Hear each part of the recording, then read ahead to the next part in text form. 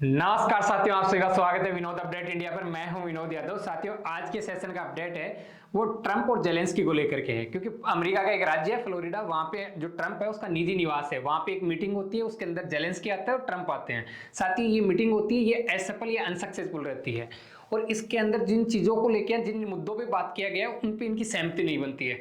और साथियों, आपको मैं बता दूं कि यहीं से जो मीडिया के अंदर सुर्खियां निकल के आएगी, क्या वर्ल्ड तीसरा विश्व युद्ध की क्या दुनिया साक्षी बनेगी 2026 के अंदर, या फिर जेलेंस्की तीसरे विश्व युद्ध को वापस न्योता दे रहे हैं। साथियों, ये कहानी मैं आपको पूरी विस्तार से समझाऊं तो मुझे कुछ चीजें बैक से लिंक करते हुए आपको समझाऊंगा तो बहुत अच्छे से समझ में आएगी। साथियों, ये 28 फरवरी 2025 की बात है। आज तक अमेरिका के राष्ट्रपति से जेलेंस्की 3 बार मिल चुके हैं। पहली बार 28 फरवरी 2025 को मिलते हैं। ये व्हाइट हाउस के अंदर ओवल ऑफिस है, वहां की तस्वीर है। यहाँ पे जेडी वेंस बैठा हुआ है, जेडी वेंस के साथ में यहाँ पे ट्रंप बैठे हुए हैं। इन दोनों, यहाँ का जो माहौल होता है उस दिन जब ये मिलते हैं तो माहौल पूरा गर्मा जाता है, क्योंकि इनको ये कहा जाता है, जेलेंस्की को ये समझाया जाता है ट्रंप की तरफ से कि भाई साहब, आपको ये युद्ध यहीं रोकना पड़ेगा। आप अगर इसको आगे खींचोगे, लंबा खींचोगे, तो तीसरे विश्व युद्ध को न्योता दे रहे हो। और यहाँ से जब जेलेंस्की बाहर निकलता है, वो भी कहता है कि मुझे उम्मीद के अकॉर्डिंग या उम्मीद के अनुसार मुझे यहाँ पे बात नहीं कर पाया और ये अफसोसजनक था। साथ ही उसके बाद में दूसरी मुलाकात होती है किसकी, ट्रंप और जेलेंस्की की। तो जेलेंस्की उस टाइम में अकेला नहीं आता, पूरी गैंग को लेके आता है। गैंग कौन, किस किस को लेके आता है, क्योंकि ट्रंप जो जेलेंस्की जिसके पीछे उछल रहा है या जिनके पीछे इतना भाव मतलब माहौल बना रहा है, वो तो यूरोपियन यूनियन। जो भी यूरोपियन यूनियन के लीडर्स हैं उनको अपने साथ लेके आता है, और अपने साथ लेके ओवल ऑफिस में वही राष्ट्रपति ट्रंप के सामने बैठता है और कहता है उनको, एक मैप दिखाता है और उस मैप में कहता है भाई, मेरा इतना मतलब यूक्रेन का इतना हिस्सा रूस ने कब्जा लिया है, ये रेड रेड वाला, और आप मुझे ये वापस दिलाओ। इस पे चर्चा होती है। और साथियों, अब यहाँ पे ट्रंप ये कहता है, यार जो जमीन गई वो तो गई आपकी, वो तो वापस आ नहीं सकती। अब बात ये है कि इस युद्ध को यहीं रोक दो आप, अगर ये लंबा खींचेगा तो ये आपके लिए नुकसान होगा। अभी आपका 25% हिस्सा गया, एक समय ऐसा आएगा आधा ले जाएगा रूस। रूस को हम लोग जानते हैं पहले से, ये ट्रंप कहता है।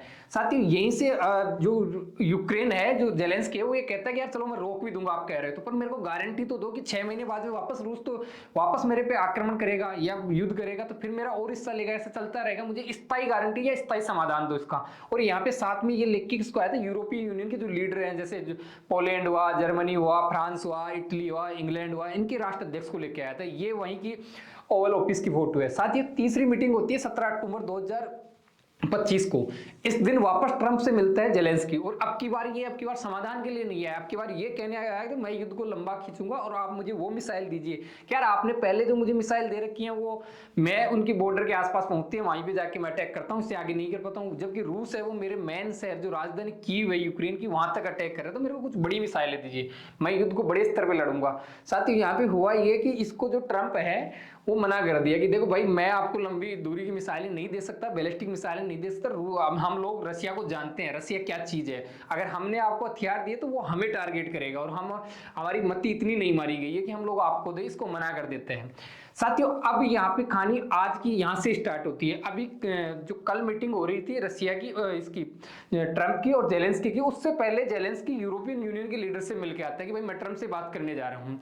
अब जब ये बात करने जाता है तो ये बात रसिया को मालूम चलती है, और रसिया जो कीव इनकी राजधानी है, यूक्रेन की राजधानी, उसमें ताबड़तोड़ हमले करता है, और ऐसे हमले करता है कि मतलब जो रिहायशी इलाके हैं उनके अंदर अटैक करता है। और उसके बाद में जेलेंस्की उसको कहता है कि यार, ये हम लोग तो इसको शांति चाह रहे हैं, ये शांति करना ही चाहता, करना ही नहीं चाहता। ये आदमी युद्ध का है। किसके लिए बोल रहा है? पुतिन के लिए बोल रहा है। जेलेंस्की बोल रहा है कि ये आदमी तो युद्ध के माइंडसेट से है, या युद्ध प्रिय आदमी है, मतलब ऐसे ऐसे संज्ञा देता है ट्विटर पे। उसके बाद में ये भी बताता है कि भाई साहब, ये तो मतलब शांति का रास्ता ही नहीं चाहता। और ये जो आप देख रहे हो इधर की तरफ, जो पूरा मैप देख रहे हो, ये मतलब वहां के जो खंडर है, अभी पिछले एक हफ्ते के अंदर लगभग 2000 ड्रोन और लगभग 190 जो मिसाइल हैं इनकी, किंजल मिसाइल रही, इनसे अटैक करता है। और कौन करता है? रसिया करता है। और किस पे करता है? जो इसका इलाका है, जो इसके कीव के आसपास के जो क्षेत्र है, रिहायशी इलाके हैं, उन पे हमला करता है रसिया के द्वारा। और ये मतलब वहां का मंजर है जो आप देख सकते हो। और साथियों, इसी के साथ में जो अटैक किए गए थे, ये रूस की खुद की एक किंजल मिसाइल के नाम से इनकी एक मिसाइल है, वो है। और उसके अलावा इनके पास में एक ड्रोन है। इस ड्रोन का नाम है शाहिद। शाहिद मतलब ड्रोन खुद का रसिया का नहीं है, ईरान के द्वारा लिया गया है। साथियों, इसी के अलावा आपको मैं ये और चीज बता दूं, लगभग कल के दिन में जब ये मिलने आया था उससे पहले दिन के अंदर 519 तो ड्रोन से हमले किए गए और 40 मिसाइल से हमले किए। ये कल का डाटा है, कल और परसों का डाटा है। जबकि इस हफ्ते की अगर आप बात करोगे तो इस हफ्ते के अंदर कम से कम रसिया ने लगभग 2000 ड्रोन और लगभग 190 मिसाइलों से अटैक किया। और किस पे अटैक किया गया है? मतलब जो यूक्रेन के जो रिहायशी इलाके हैं या यूक्रेन की जो एनर्जी के सोर्स है, जहां से मतलब जैसे बिजली बनती है, परमाणु ऊर्जा संयंत्र है इनके, या फिर इनके जो बिजली घर हैं, वहां पे ये अटैक करते हैं। और ये पूरा फैक्ट ये डाटे के साथ है कि कौन कौन से इलाके के अंदर कौन कौन से तारीख को कैसे कैसे इन लोगों ने अटैक किए, वो सारे रसिया के द्वारा किए गए हैं। और ये कब हो रहा है ये सिनेरियो साथियों? ये तब हो रहा है जब ये यूक्रेन के जो राष्ट्रपति जेलेंस्की हैं ये ट्रंप से मिलने वाले हैं, उससे पहले इस एक हफ्ते के अंदर ये इसके जो जेलेंस्की के हैं जो बिजली घर हैं उन पे अटैक किया गया। और ये इधर की तरफ हैं ये परमाणु संयंत्र है, उन पे अटैक किया गया और लगभग इन्हीं को टारगेट कर रहा है रिहायशी इलाकों के बाद में। अब साथियों कहानी ये निकल के आती है कि ट्रंप है जो खुद पुतिन से बात करता है। जब जेलेंस्की आने वाला है कि भाई आ जाएगा, तो उससे पहले ये पुतिन से बात करते हैं कि भाई मैं बात कर रहा हूं, मैं इस समझौते को लास्ट रूप दे रहा हूं, अगर आपकी क्या राय है वो मेरे को बता दो। तो पुतिन भी साफ कहता है कि भाई ऐसे जो मैंने जीत लिया वो मैं रखूंगा और जो कुछ इलाके छोड़ रखे हैं मैंने वो मैं वापस देने वाला हूं नहीं। ये मतलब साफ साफ ट्रंप बताता है। लगभग 2 घंटे इनके बाद चलती है। और साथ ही ये उसके बाद में वो फ्लोरिडा है, फ्लोरिडा के अंदर जो इसका मतलब खुद का क्लब है वहां पे जहाँ पे इसका निजी निवास है ट्रंप का, वहां पे जेलेंस्की आता है, उसको रिसीव करने के लिए खुद ट्रंप आता है। इसी के साथ में साथियों कहानी ये निकल के आती है कि ये 20 सूत्रीय योजना है। मतलब 20 सूत्रीय मतलब ये 20 ऐसे इन लोगों ने टॉपिक रखे हैं कि भाई इस पे अपन लोगों के बीच में शांति होगी, ये समाधान होगा। उसमें कुछ टॉपिक ऐसे निकल के आए जब जिस प्रेस वालों ने ट्रंप से पूछा कि क्या ये युद्ध समाप्त हो सकता है या कितनी तारीख को समाप्त होगा, आप एग्जैक्ट डेट बताओ। तो ट्रंप ने कहा कि यार ऐसा तो मैं कुछ नहीं बता पाऊंगा आप लोगों को। उसके अलावा जब इनको ये पूछा गया कि भाई बात कहां अटक रही है, तो फिर ये कहते हैं कि यार ये भी मैं आपको अभी नहीं बता सकता, 1-2 हफ्तों में आपको मालूम चल जाएगा। उसके अलावा साथियों एक चीज यहां से और निकल के आई कि ये समय सीमा नहीं बता रहा है। एक तो सबसे मेन चीज तो ये आ रहा था कि समय सीमा बार बार में मीडिया के द्वारा पूछा गया तो ये भी नहीं बता रहा था। उसके अलावा युद्ध समाप्त करने के लिए मतलब ट्रंप भी खुद इसको यहाँ पे ये चीज कहता है जेलेंस्की को कि देखो यार 2 ही चीज हो सकती है, या तो युद्ध को यहीं समाप्त कर दो या फिर इस युद्ध को आप इतना मतलब असीमित समय तक खींचते रहो, लंबा खींचते रहो। इससे क्या इकोनॉमी खराब हो जाएगी आपकी खुद की, हो चुकी है, और जो बच रही है वो भी खराब हो जाएगी। जितना कब्जा लिया उससे ज्यादा कब्जा लेगा कौन? रसिया कब्जा लेगा। अब साथियों यहाँ से सबसे इंपॉर्टेंट जो ये मीटिंग हुई उसके सार निकल के आते हैं, एक एक टॉपिक निकल के आते हैं। पहली चीज तो ट्रंप ये कहता है कि ये मीटिंग इतनी जटिल होती जा रही है, मतलब इतनी मतलब एक तरीके से इतनी जटिल हो गई, विफल होने की या असफल होने के कगार पे आ रहा है। फिर ऐसा हुआ क्यों? तो ऐसा कुछ बिंदु है या कुछ ऐसे मुद्दे हैं जिन पे अभी चर्चा नहीं की गई है, चर्चा नहीं हो रही है, उन पे सहमति नहीं बन रही, क्योंकि रसिया भी उसके टस का मस नहीं हो रहा और यहाँ से यूक्रेन भी टस का मस नहीं हो रहा। अब जो ट्रंप है वो कुछ नहीं कर सकता। तो वो कुछ टॉपिक हैं जिन पे इनकी बात नहीं बन रही। इस पर ट्रंप खुद कहता है, बाहर आके कहता है कि यार ऐसे कुछ बिंदु हैं जिन पे हमारी बात नहीं बन रही, वो इतने अपने आप में जटिल होते जा रहे हैं। अगर बात नहीं बनी तो बात वापस वहीं जाके खड़ी हो जाएगी जहां से ये पहले दिन शुरू हुआ था। अब साथियों बात ये है कि ये ऐसे कौन से बिंदु हैं, तो मैं आपको पहली चीज बता दूं, 20 सूत्रीय मांग है, ये 20 सूत्रीय योजना है, उसके अंदर लगभग 90% चीजों पे सहमति बन गई है, पर 10% पे नहीं बनी। अब ये 10% है क्या वो मैं बताता हूं। पहली चीज तो ये लोग एक जेपोर्जिया है इनका, मैं आपको ऐसे बताऊं जैसे इधर लुहांस्क है, डोनेट्स्क है, जेपोर्जिया है, क्रीमिया है। तो ये जेपोर्जिया ये वाला इलाका है, ये जेपोर्जिया है। यहाँ पे एक रूस का जो एक संयंत्र है, मतलब परमाणु ऊर्जा से चलने वाला एक संयंत्र है, जेपोर्जिया परमाणु संयंत्र। उस संयंत्र की कहानी ये है कि वो यूरोप का सबसे बड़ा मतलब ये बताया जाता है परमाणु ऊर्जा संयंत्र है। तो उस पे जो अभी इस टाइम में कोई मतलब नियंत्रण कर रखा है या उस टाइम अभी कंट्रोल कर रखा है, तो रसिया ने कंट्रोल कर रखा है। रसिया वो वापस नहीं देना चाह रहा। उसके अलावा एक इनके बीच में आ रही है कि यार भूमि को लेकर के हो रहा है कि भाई साहब अभी जिस जमीन आप लोगों ने कब्जा कर रखी है दोनों पार्टियों ने, कि जैसे मान लो कि यूक्रेन की रसिया ने कर रखी है, तो रसिया वापस देना नहीं चाह रहा इस पे। अब आपको मैं 2 चीजें और बताता हूं। आप इधर से देखना, ये लुहांस्क है और ये डोनेट्स्क है, ये दोनों जो ये राज्य हैं, ये डोनबास नाम का एक क्षेत्र आता है, एक इलाका आता है। जो डोनबास इलाके के अंदर 2 इसके मेजर जो राज्य है, स्टेट है, तो डोनेट्स्क है और लुहांस्क है। इनकी कहानी सबसे ज्यादा यहाँ अटक रही है, मामला पूरा यही अटक रहा है ना, ये 10% कभी का सुलझ जाए। अब इनकी भी कहानी क्या है, ये लुहांस्क है उसका 99% कब्जा कर रखा है, तो किसने कर रखा है? रसिया ने कर रखा है। और जो डोनेट्स्क है उसका 78% मतलब 75% के आसपास कब्जा कर रखा है रसिया ने। अब ये 25% बच रहा है, ये वाला 25% बच रहा है।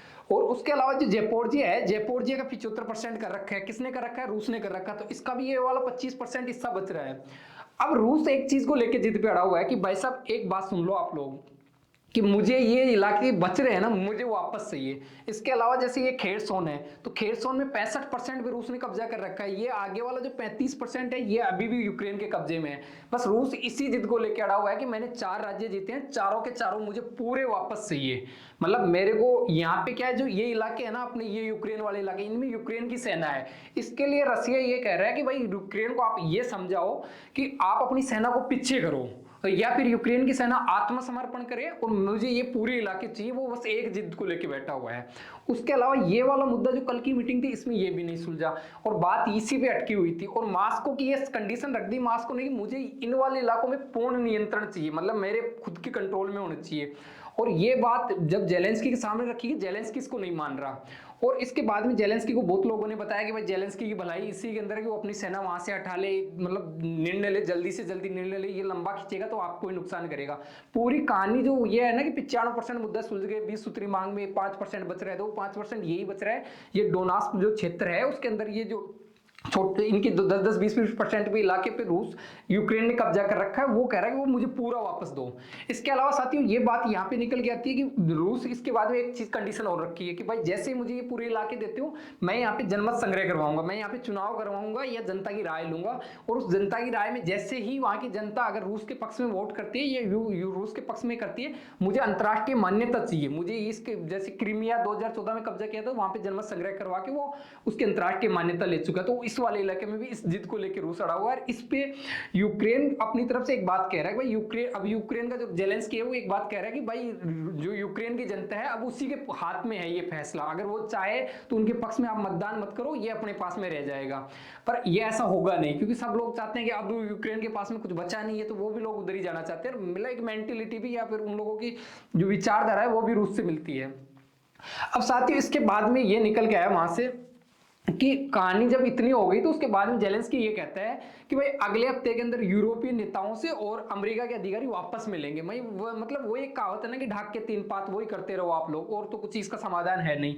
और आगे जेलेंस्की फिर ट्रंप को ये कह के आया कि भाई जनवरी के अंदर मैं वाशिंगटन के अंदर यूक्रेनियन और यूरोपीय नेताओं की मैं मेजबानी करवाना चाहता हूं। मतलब आप मेजबानी करो, हम लोग एक बार आना चाहते हैं, आपसे फाइनल कंक्लूजन लेना चाहते हैं हम।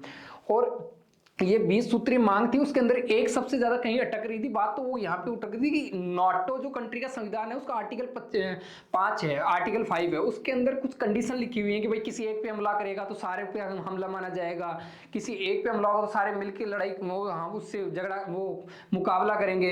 तो कुछ ऐसी चीजें लिखी हुई। तो ये मतलब ये कह रहा था कि भाई अब लिखित में तो आप मेरे को नहीं दो, नाटो में आप मेरे को शामिल नहीं कर रहे हो, आप लिखित में मुझे दे नहीं रहे हो, इतना आश्वासन दो कि भविष्य में मेरे ऊपर अगर रूस हमला करता है तो आप कम से कम जो आर्टिकल 5 में जो कंडीशन लिखी हुई है वो कंडीशन मेरे साथ आप आओगे साथ में और मेरे साथ में मुकाबला करोगे। मैं अकेला इनका मुकाबला नहीं कर पाऊंगा। रसिया अपनी फितरत है, वो हर 6 महीने पे वापस हमला करेगा या युद्ध करेगा और वापस धीरे धीरे कब्जा करता रहेगा। तो मैं इसको रोकना चाहता हूँ, स्थायी समाधान चाहता हूँ इस पे।